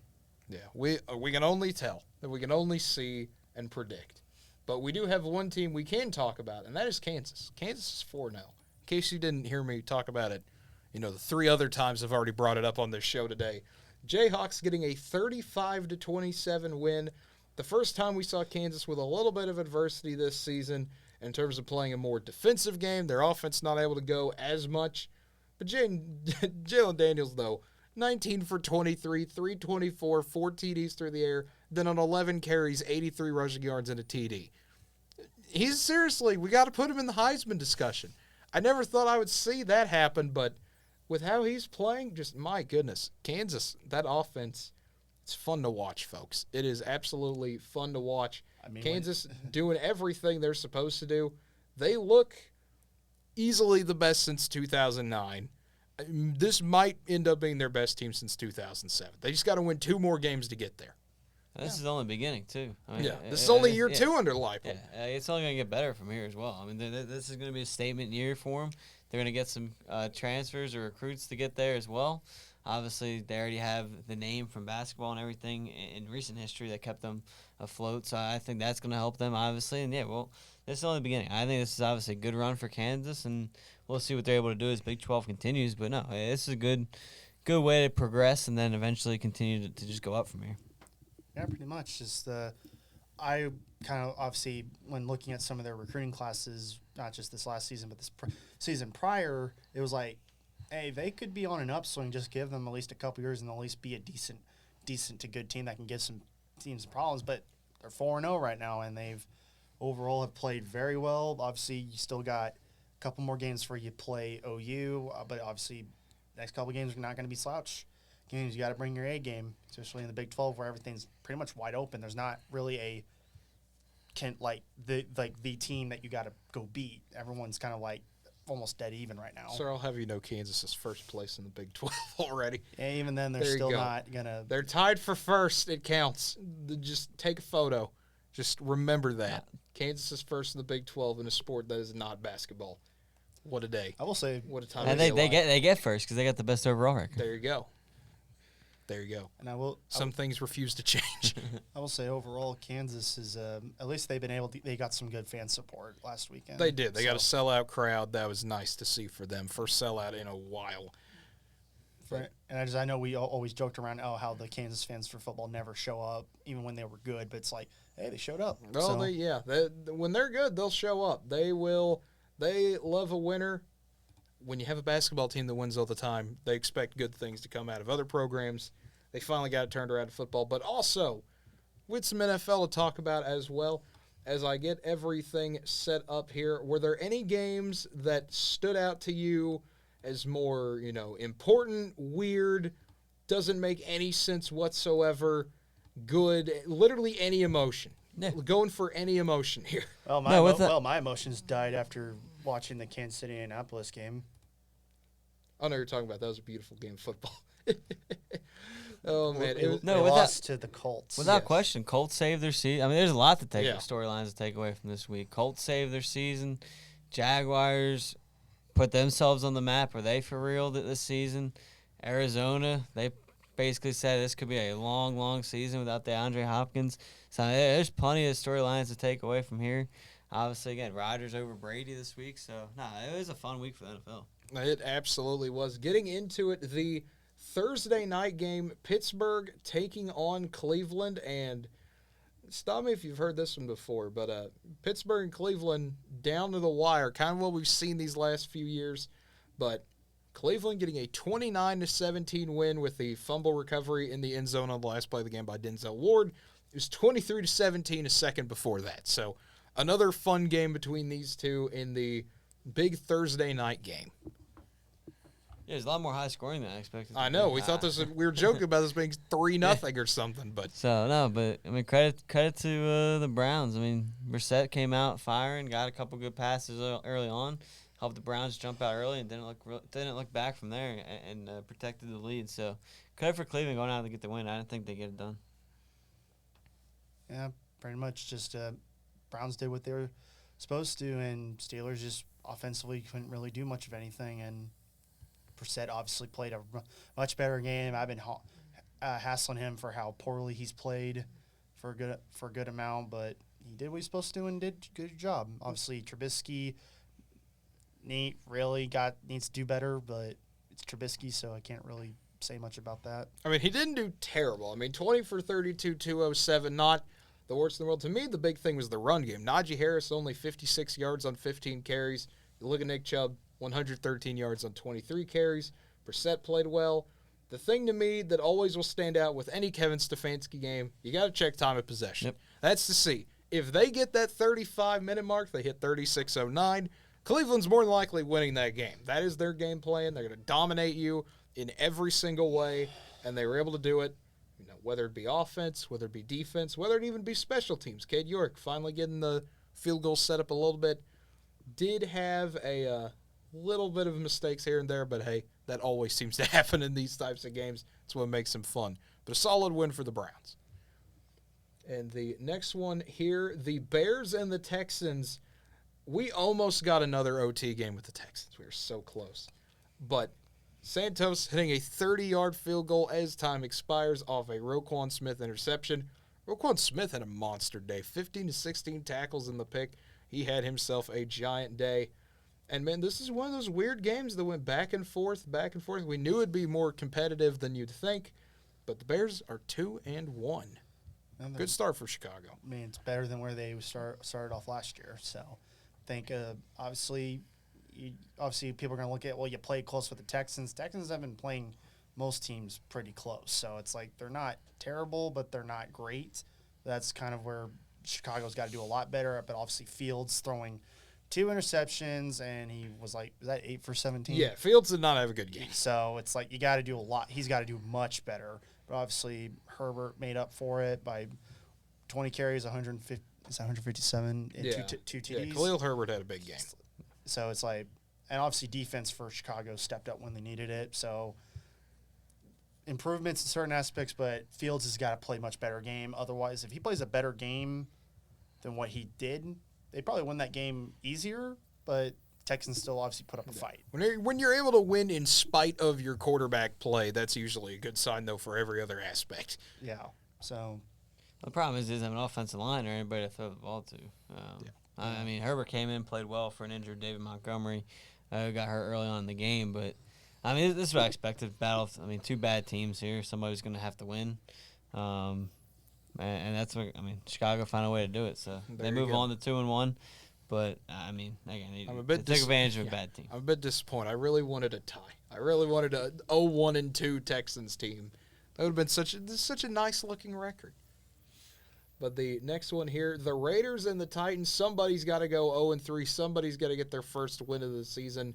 And it was the Titans. Despite everything happening, the Raiders could not pull out the comeback. Tennessee getting a 24-22 win despite not even scoring in the second half. Yeah, go to show, you start off well. That's what's going to be able to go. And they had a big second quarter, jumped out to the lead. I'll tell you what, Raiders have been so disappointed. I thought they were going to be a lot better than they have been this year. That's unfortunate to see. I was hoping, Devontae Adams would go in, have a big year with them, and he's playing phenomenal. But, I mean, hopefully it's something here in the near future. Maybe the Raiders can turn it around. But once you get to 0-3, it's pretty tough to do. So, for the time being, Tennessee saves their season, especially in the division they're in. That's going to be wide open. Obviously, the Colts have struggled. Houston's a bad team. We'll see if Jacksonville's for real here in the upcoming week. So, I mean, this is a win Tennessee needed. They got it done at home, and we'll see if they're able to take over the division now. It's like Derek Carr overall has played well this season. Just everything else is just not going well, and also that one interception probably didn't go well for him. But it's like you throw over 300 yards and you have two TDs and you play and you have a good completion to attempt ratio. So it's like Carr is doing what he's supposed to do, and he's playing really well. The problem is everything else is not going well. Plus the scoring, getting down 14 and just not, and you're having to settle for field goals is not going to help you. So obviously Raiders got to get some things fixed, and congrats to Titans for getting their first win, though they still, who really knows how Titans will actually end up being. Yeah, when you get trapped in the red zone field goal situation 3 different times, having to get 21, 32, and 35-yard field goals, that's never a good sign. You got to be able to finish and execute in the red zone. Mm-hmm. And if you don't, this happens. But the next one here, the Chiefs taking on the Colts. The Colts have the perfect record. They're 1-1-1, everybody. They have done the perfect symmetry. This was a game that this made no sense, like literally no sense whatsoever. And I mean, this is what we do. We get one of these games every week. We got Jets beating the Browns in a minute 50 last week. We had crazy other stuff. I'm trying to think what happened week 1 here. We had a few interesting type of games. Yeah, that was 2 weeks ago. But this time it's the Chiefs falling victim to it at 2-1. Matt Amendola, he had his 1 week. He had his moment of weakness. He did kick a 26-yard field goal, missed some other stuff though. Yep, and he got released. Yeah, so that's what happens in the NFL. And we still don't know when Bucker's coming back. But the Colts pulling it out with 24 seconds left on an 8-minute drive. This is the Colts team everyone expected to see. It just took 3 weeks to get there. Yeah, I mean, no question. I mean, again, you see this Colts team, you expect, I mean, people thought, Matt Ryan would come in and save the team. Didn't start out that way. I mean, did Matt Ryan play great? No, he played well enough to win. But, I mean, listen, if you hold the Chiefs to 17 points, I'm talking about your defense. I mean, again, Matt Ryan did enough, but that defense, you're going to hold Patrick Mahomes to 17 points. And I get it that they had 4 points off the board on a missed extra point and a missed field goal from Amendola. But, I mean, in the end, this is a great win for the Colts defense, and this is a momentum-changing win. Again, in a division, you don't know what's going to happen. So this saves the Colts season for the time being. I'm just too angry. Oh, sorry, you okay? I'm just too angry. It's just like Mahomes still threw pretty well, but that arguably his worst game he's played. Yeah. Actually, it's the worst game he's played all year, and team just took a step back this week. Defense didn't do too shabby, but you still gave up 20 and offensively the team just was not as well prepared at all. Kelsey didn't have a great day. Schuster obviously still had a decent day, got a touchdown out of it, but still, or no, not a touchdown, but he had pretty good yards. But just, Mahomes just obviously this is his worst game. It's still not a bad game by any means on his part, but you go like 20-something out of 35. It's still not what you want to be at, but Chiefs will rebound from this. I do want to hold that. There's a reason why we're looking down here. Indianapolis and Tennessee both picked up their first win. So they're now a combined 4 wins in the AFC South. That's the whole reason we were looking down there. But, yeah, just what a win for the Colts. Yeah, the biggest thing I think for the Chiefs here, the more concerning than actual anything that way anybody play. I mean, in the end, it's one game. Yeah. The Chiefs are going to be just fine. But they need to figure out the locker room stuff. And, I mean, to have Mahomes and Eric Bieniemy yelling at each other on the sideline. Then you had former Chiefs players coming out and ripping on them as an offensive coordinator. A big one in LaShawn McCoy was the biggest one I saw, but there's a couple of them. So there's something going on there. I mean, obviously, he hasn't got a head coaching job after interviewing for however many jobs the last couple of years, and everyone thought he'd be a lock for head coach and hasn't gotten it. So there's something in there right now that's causing that. And, again, not good to see Mahomes and him yelling at each other. Andy Reid had to step in. So that's the big thing Chiefs need to figure out of this game is make sure everything's cool and good in the locker room, or else it's going to carry over to the field. Yeah. And then moving on to the next one, the real leader of the AFC is Miami. That's not a sentence I thought I'd be saying right now this year at 3-0. But here come the Dolphins with a 21-19 win over the Bills. This game had everything.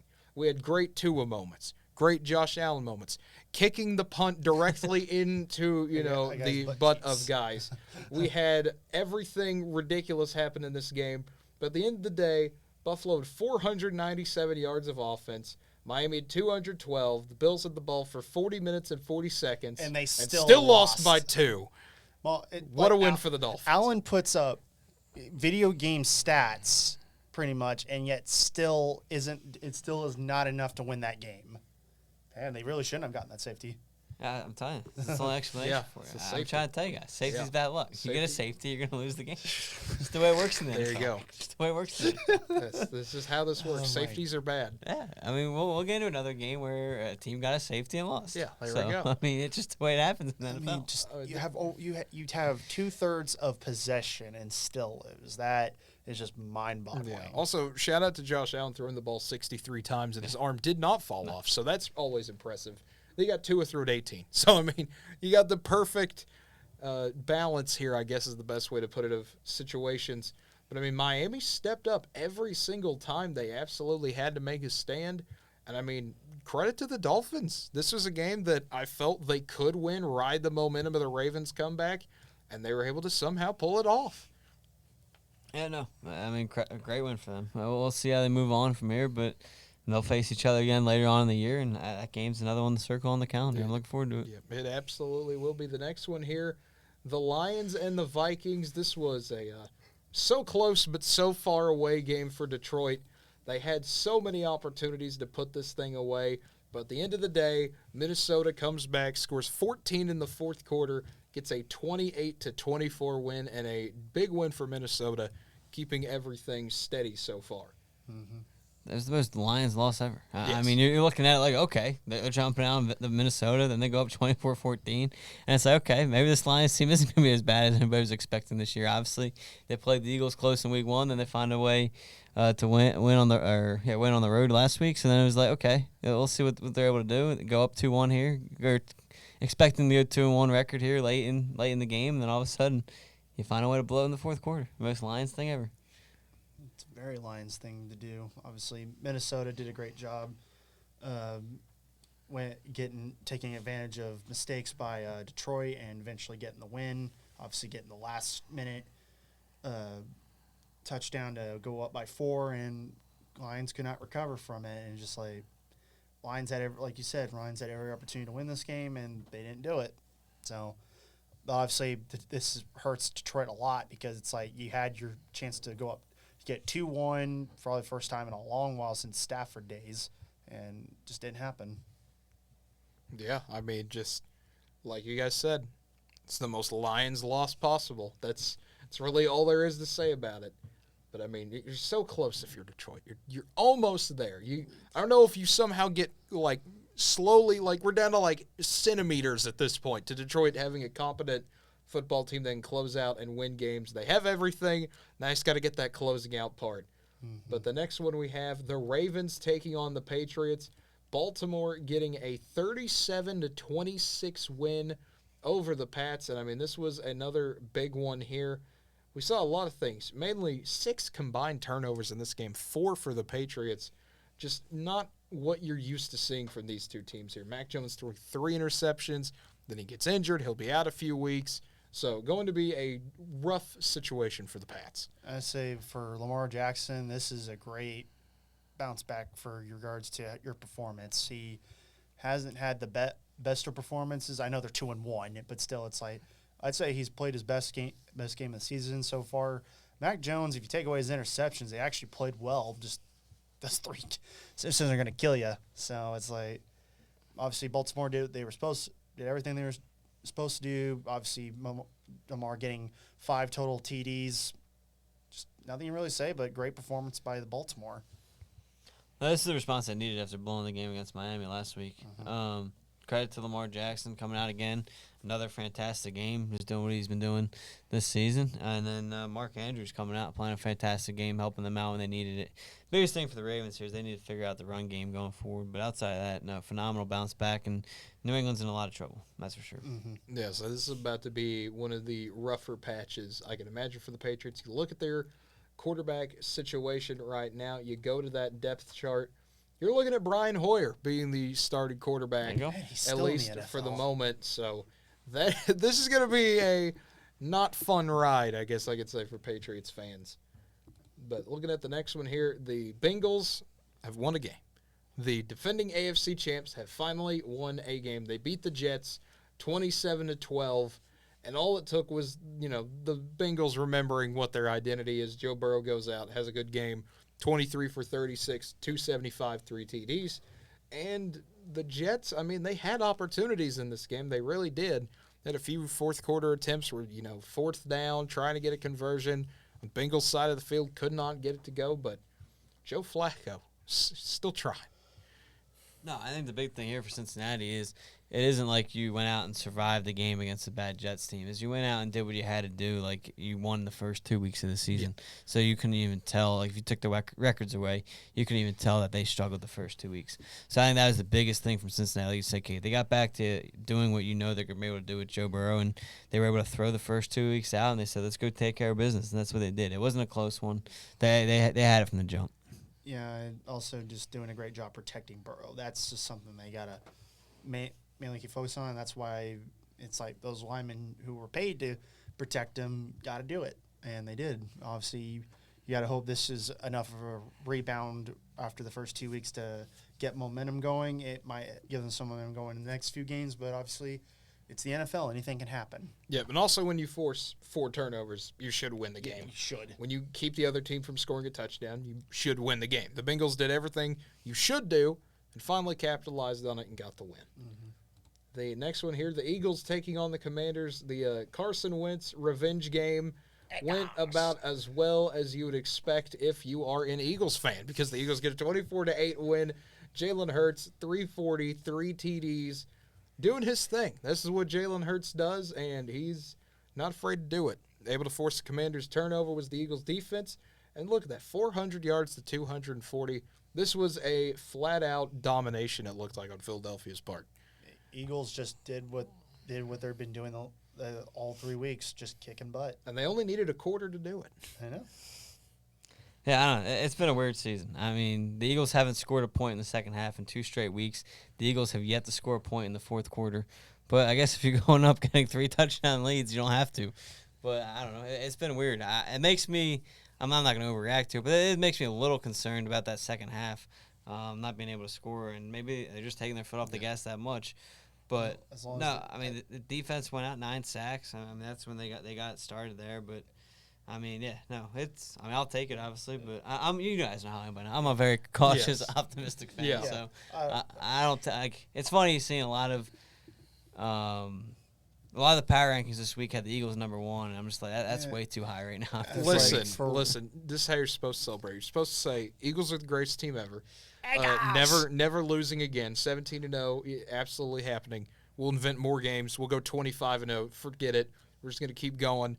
Also, our offense is so good, we don't need to score in the second half. That's the problem. That's all I keep hearing. Like, all week so far, if you look at the Eagles' schedule, they're favored to win every single game. Like, if you go down, they're favored to win every single game this year. I'm like, just stop, please. Just take it week by week. What are you talking about, Andrew? They're just favored to win every single game. You have to go undefeated now. The Football Power Index told me so. It's just obviously that second quarter, offense just went off on the Commanders. Obviously, Jalen Hurts and company just doing what they're supposed to do, kicking butt. And obviously, you're supposed to do it against the Commanders.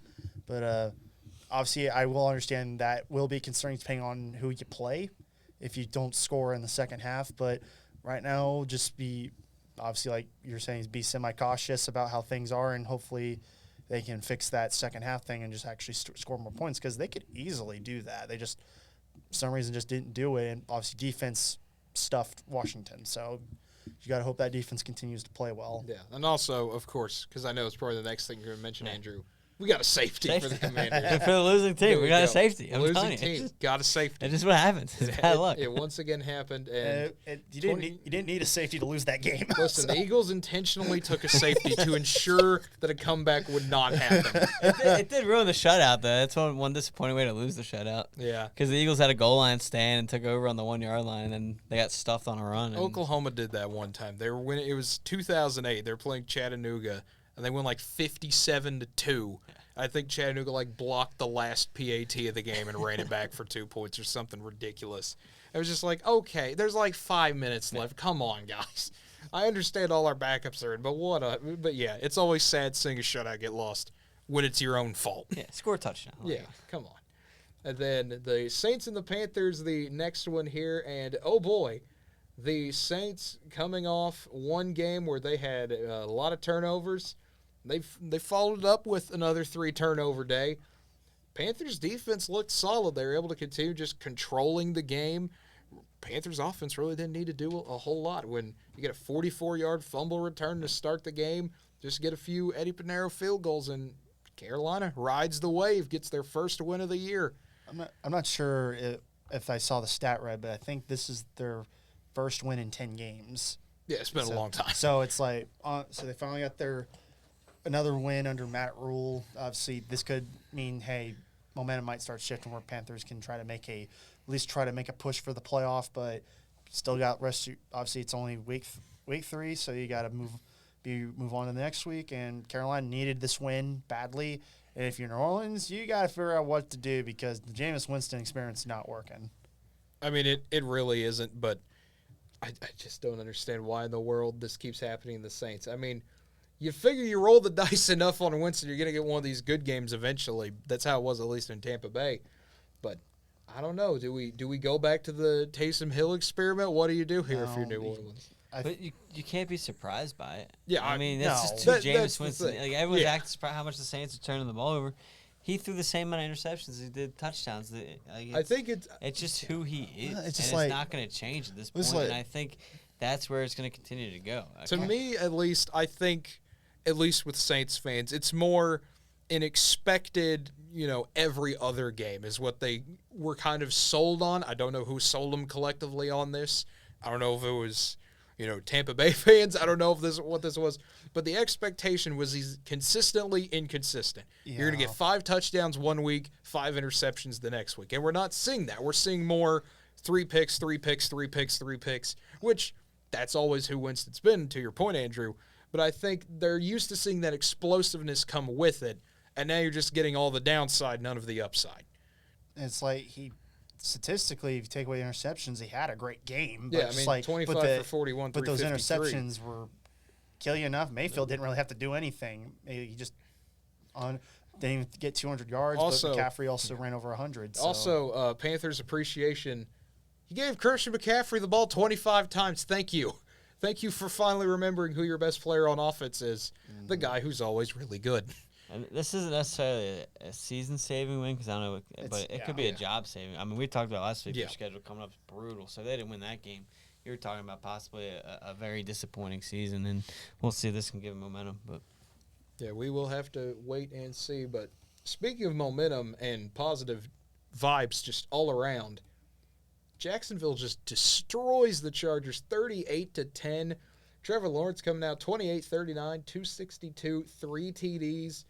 This was a game where everything just went right for Jacksonville. They were able to force turnovers. They controlled time of possession. They outgained the Chargers.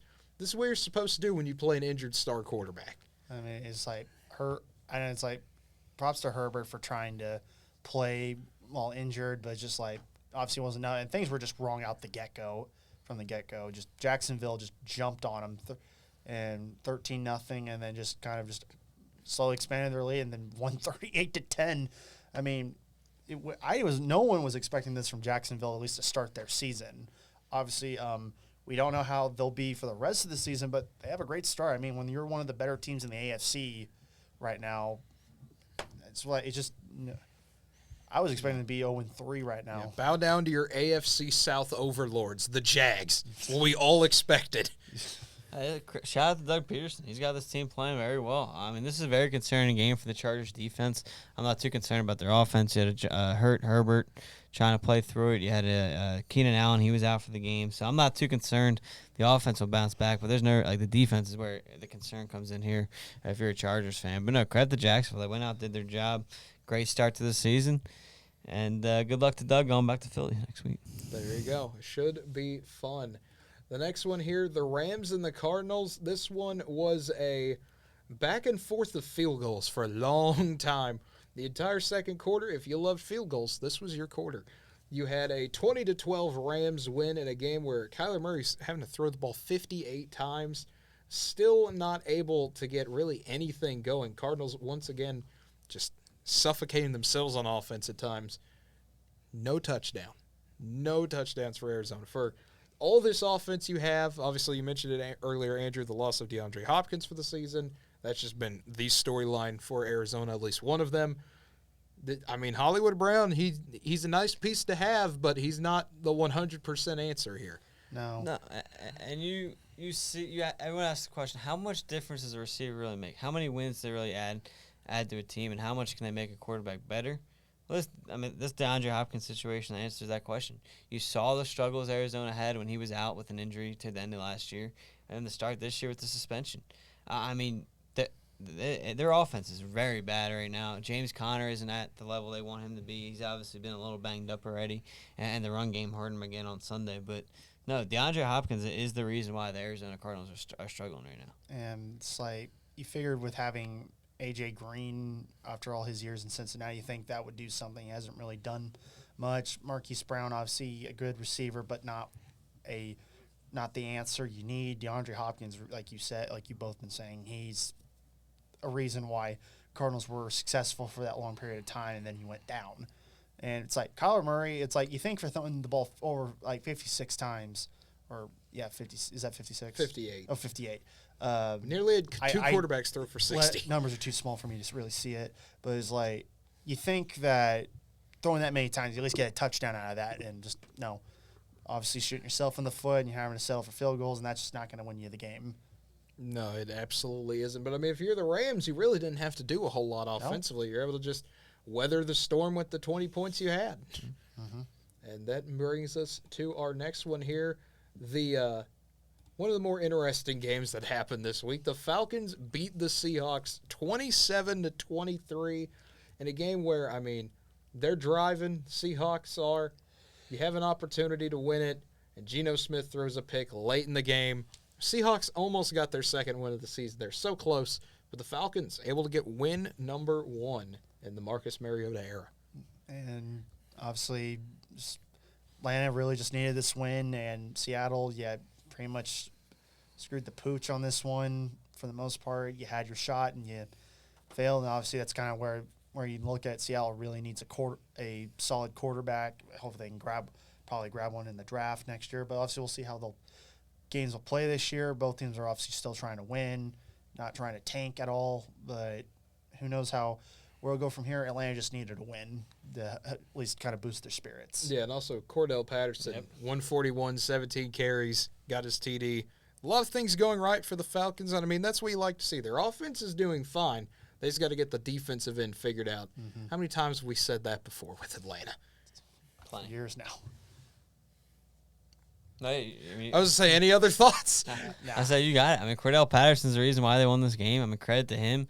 I mean, he used to end up struggling in Minnesota after being picked high, and he's fixed his career, kind of changing positions a little bit, becoming that running back / receiver kind of type player there with Atlanta. So, no, this is a win for Cordell Patterson. Helped get the job done. The defense showed up. Yep. Okay. I saw a thing with Aaron Judge in it, and it turns out it was just someone saying a thing. I thought he hit number 61 real quick, and I was like, oh, we got nope. No gosh darn it. No, it was just like Aaron Rodgers has done a thing, and it was like, but it wasn't the home run. So never mind. I've been foiled by my phone only showing the first 5 words of a sentence. But the next one we have here, a classic defensive battle between two of the more big faces in the league. It's not what you expect from an Aaron Rodgers versus Tom Brady game to end 14-12. But what a game this was. If you're a fan of defense, it was absolutely there. Neither of our star running backs, Aaron Jones or Leonard Fournette, hit over 40 yards. This was a game that was decided by the defense. Each team with 2 turnovers. No one hitting over 315 yards. Green Bay, I mean, they give up the big drive at the end, but, man, that delay of game penalty on the 2-point conversion, Tampa Bay can't get it done. Yeah, I mean, again, goes to show, what can receivers do? Buccaneers missing Mike Evans, missing Chris Godwin, missing Julio Jones. Packers obviously been struggling in the receiver corps for a while now, losing Adams, don't have Sammy Watkins. So what happens?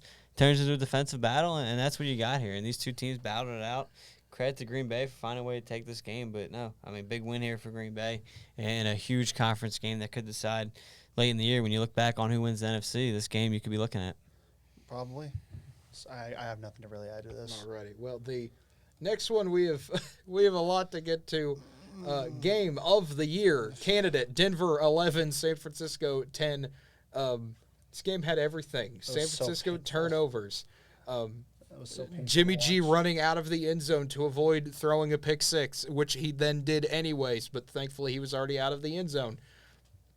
It was one of the uglier games. Russell Wilson, 20 for 33, 184 here. It looked like just so many things were not going the Broncos' way. They still found a way to win 11-10, though. This is a game that everyone is probably going to want to forget. I don't think they're going to be able to forget it, though. What a memorable game to put on Sunday Night Football. Everyone's gonna remind these teams of how they played. I mean, especially with never forget. The thing is with the Niners and Garoppolo, it's like you at least expect better form of scoring. I understand Garoppolo's more of old school conservative type of play, but still it's just like Niners got to play. I don't know what's wrong with that offense overall. And then Denver has all that talent on both sides of the ball, and you don't really get much out of it besides 11 points. That's just that. I don't know, one of it was off a safety, but still is like, this game was so bad to watch. It's like I expected a lot more. As much as I'm enjoying Denver struggling a lot, it's still painful to watch that game. And I was just like, there's no way these teams are this bad, but playing this bad. What are you talking about? Denver struggling. They're 2-1. Do not say you enjoy Denver struggling, because this is only Denver getting better. They have getting better. They have regressed every week. They regressed by winning 2 straight. They lost the first game of the season, they won 2 straight. They've played terrible every game. If that's regressing, winning 2 games straight, please sign me up for that. You score 11 and your $215 quarterback has done nothing with the ball. Exactly why people who hate Denver or in that division should not be happy to see them struggling, because they're finding ways to win games. Wait till that offense gets right and that $200 million quarterback turns it around and actually starts playing well. This team's only going to take off. Like, this defense is playing very well right now and keeping them in every game. So that defense is only going to get better as well. So once the offense figures it out, because they do have too many weapons on offense to continue to struggle. They got Jerry Jeudy. They got Cortland Sutton. They got Melvin Gordon. They got Williams at running back. This team is loaded with talent. And, yes, they're struggling. They have a new coach. They have a new quarterback. It's going to take some time. Them finding a way to win 2 of these games that they've looked absolutely terrible only shows why this team will make the playoffs. Like, I picked them to make the playoffs before the year, and this honestly makes me feel pretty good to see them win 2 games for that pick to be right. Yeah, this is one of those, the good old a win is a win is a win. I mean, as long as you win, it doesn't matter how you do it. And to your point, Andrew, I think Denver, to me, I mean, I know I had them as a playoff team, but to me, they've kind of turned into this wild card mess where we're going to get one of these days where Denver finally shows up, and we're all going to be like, okay, now do that again. And to me, it seems like they're going to be one of those wacky teams this year, at least how I feel. We're going to have some of these weeks, this is going to happen. You're going to have to grind it out, pray that your defense can hold the other team to 10. But when Russell Wilson gets hot, oh boy, that is not going to be a fun time. It's got to start happening soon. It's got to happen at some point. And I mean, you get 17 games. It's going to happen at least once, I would think. Statistically, it's going to happen at least once. But at least once is not necessarily going to be good enough, because if you can't continuously do that, at least around half your games, even if you make the playoffs, you're going to get smoked right out the gate. I don't know. The 49ers have done it 3 years in a row where Jimmy G just kind of exists his way to riding a defense, but we'll have to see what Denver does. Because, my goodness, this team they're funny to watch right now, but we'll have to see how that storyline progresses. I'm telling you, don't sleep on Denver at this point. Like, Yeah. It's like statistically, the offense overall has not been doing any better. Yes, the team's winning games, but that offense just doesn't. Looks like it's gotten worse every week. Like they were better in week 1 versus where they are now. That's basically why I'm enjoying it, is because they're not doing. You always enjoy when your rivals are not doing as good, whether they're winning a game or not, because you're like, hey, as soon as we play them, we're going to smoke them. That's basically how you're going to end up looking at it. I disagree with that. Yes, I don't know. I was like, to me, I'm looking at my rival and they're winning games. I'm Yeah. not enjoying that. Like if I'm sitting here like, okay, Denver's got the same record as me, I can't enjoy them finding a way to win Okay, I games. think we're missing the point of what I'm trying to say, but it's whatever. that was just, In my head, I'm thinking of something. Way I'm looking, it's like they're not gonna. They're gonna start losing games very soon. but see, to me, that's what scares me, because if they start losing, they're going to start making adjustments. And to me, like that's how, going back to college at So you're least. saying they didn't make any adjustments after Seattle? No, I'm saying they have made adjustments. That's why they're 2-0. They're fixing their defense. 2-0. That they're 2-0 since that Seattle game. They're 2-0 at home. Yes, it's been a painful 2-0, but they are indeed 2-0 at home. It's one of those things that if I see, my rival struggling, am I going to laugh? Yes. If they lose, am I going to laugh even harder? Yes. But what do I also know? They're not going to play that bad again. They're either going to play worse or they're going to get better. But I know they're not going to be that team the next week. And I think that's the same thing with Denver.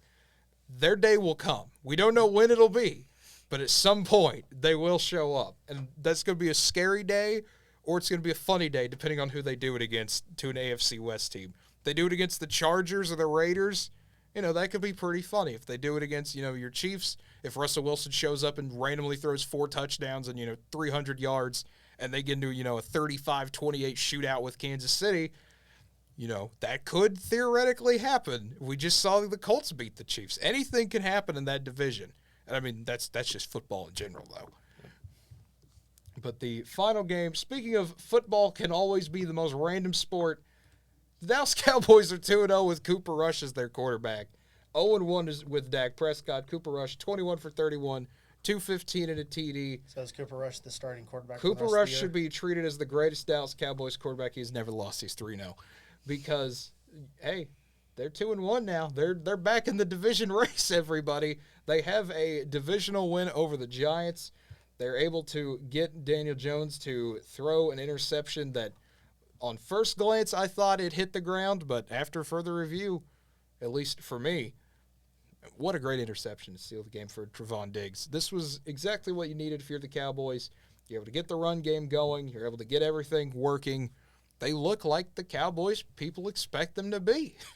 Except you're thinking that it'd be Dak in there slinging it, but it's like You'd not think, happening. but we have a more different approach Well, and not throw the ball 50 times a game. they're here because of their defense. I mean, defense is keeping them in games. That's also true. I mean, you look at the game through the first 3 quarters. Cowboys couldn't score at all. Took an Elliott a rushing touchdown. Both teams struggled. I mean, the defenses came out, and that's why the Giants won their first 2 weeks too. I wasn't giving Daniel Jones any credit there. They held Tennessee to 20, and then they held Carolina to 16. And then here again, you hold Dallas to throughout most of that game without a touchdown. Then all of a sudden, the fourth quarter turned into a completely different game, points after points. So, no, I think both these defenses showed out, and credit to the Cowboys defense that they got them the win. They absolutely did. I will say that Cooper Rush passed the Lamb in the end zone. You're not going to get a better ball than that. Yeah. That was such a good pass. Yeah, I'll say that's what Cooper Rush does. I mean, it's just funny to see it happen that Dak Prescott, goes down. Obviously, injuries are no joke, but Cooper Rush coming in and just salvaging the season so far, beating the Bengals and now the Giants. It's just, you can't write a better script than them having a potential another quarterback drama scenario. You just can't find anything funnier than that. It's like, obviously, when Dak gets healthy, he'll be back as the starter. But it's like, I don't know if Cooper Rush wins every game. I'm talking. Hold on. But if they lose, they lose as soon as Dak's back, you're going to have fans screaming, "Put Cooper back in," because they're actually winning with Cooper. I feel like they would do it just because Jerry Jones is enough of a madman to do it. Like, you know how he is. That's what he would do. He already said it on one of the sports radio shows. Like, I don't know, if he keeps winning, we might have a situation on our hands. I just want the memes. I'm purely in this for. I want Cooper Rush as the starting QB of the Cowboys for the memes. It'd be one of the funniest things. It might be the best storyline of the year if we get that happening. Yeah, I agree. I want Cooper Rush to be the starting quarterback too, because this makes the Cowboys worse. Yeah, So there you go. I'd rather praise Cooper Rush twice a year than Dak Prescott. Yeah, I know. There you go. It's amazing, isn't it? What a world to be alive in. Just what a time. But that will do it for us today. We thank you, as always, for tuning in. If you're here on Twitch watching us live, feel free to give us a follow or subscribe to our YouTube channel at The Guys Who Stare at Stats. If you're watching this video on YouTube, be sure to like the video, comment, subscribe, tell your friends, post the video anywhere of your social medias if you want to. Say anything in the comments. As long as you're not saying mean things or being offensive or hurting other people, we're good there. As always as well, be sure to follow us on Facebook, Twitter, Instagram at NWTV7 to be notified of when we go live here on Twitch. And for Connor Gray, Andrew Santangelo, I'm Cade Kennedy. We will see you sometime later on this week. And until then, have a good one, everybody.